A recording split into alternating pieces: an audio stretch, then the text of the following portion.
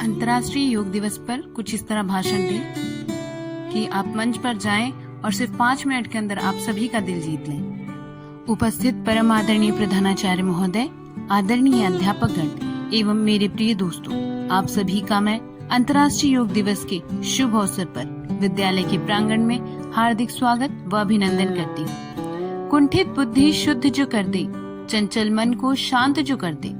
कुंठित बुद्धि शुद्ध जो कर दे, चंचल मन को शांत जो कर दे।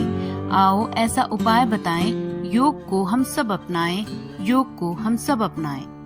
योग केवल शारीरिक व्यायाम नहीं है, बल्कि यह एक जीवन पद्धति है जिसमें मानसिक और आध्यात्मिक विकास के साथ साथ शारीरिक स्वास्थ्य का भी ध्यान रखा जाता है। योग का इतिहास लगभग 5000 वर्ष पुराना है और इसकी उत्पत्ति भारत में हुई थी।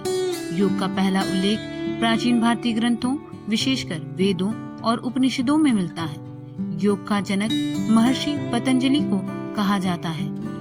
उन्होंने योग सूत्र नामक ग्रंथ की रचना की, जिसमें योग के सिद्धांतों और अभ्यासों का संकलन है।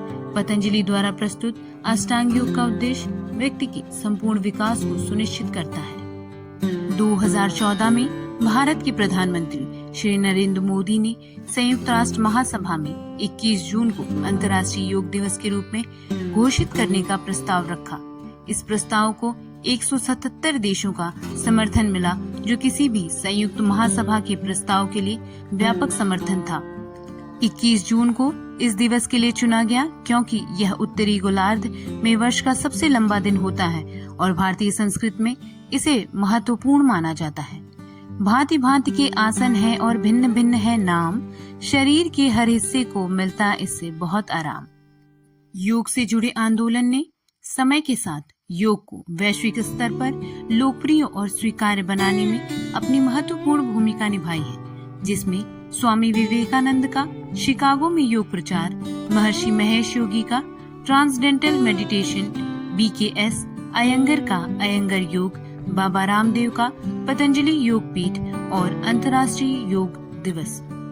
योग स्वयं में बहुत विस्तृत एवं विशिष्ट है, जैसे हठ योग, अष्टांग योग, विक्रम योग, विन्यास योग, कुंडलिनी योग, अयंगर योग। इसमें अपनी सुलभता और सरलता के कारण हठ योग ही ज्यादा प्रचलित है।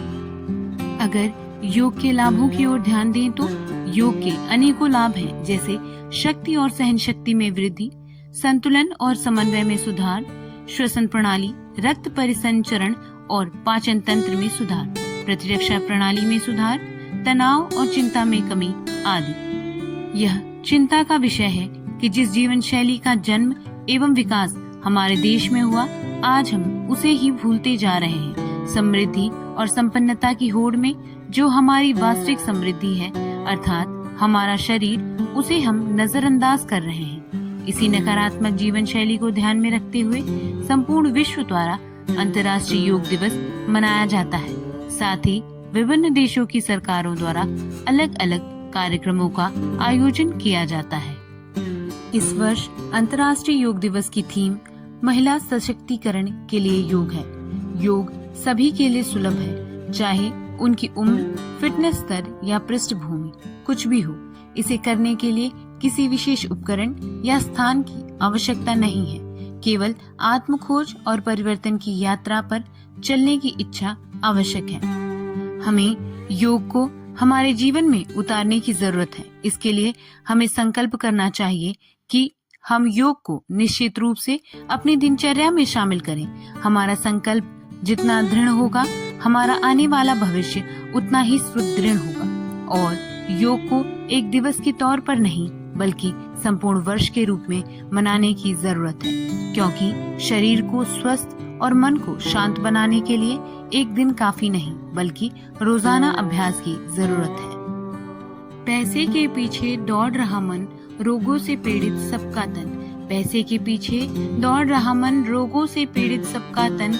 योग को तुम अपनाओ, क्योंकि स्वास्थ्य ही है सबसे बड़ा धन। हमारी असली संपत्ति हमारा शरीर है, इसलिए हमें इसे सहेजने और संवारने के लिए योग को निश्चित रूप से अपनी रोजाना की दिनचर्या में शामिल करना चाहिए। अपनी वाणी को विराम देते हुए मैं आप सभी से आग्रह करती हूँ कि योग को अपने दैनिक जीवन में शामिल करें। धन्यवाद। अगर आपको हमारा कंटेंट हेल्पफुल लगे तो लाइक करें, चैनल को सब्सक्राइब करें, साथ ही बेल आइकन प्रेस करना ना भूलें। धन्यवाद।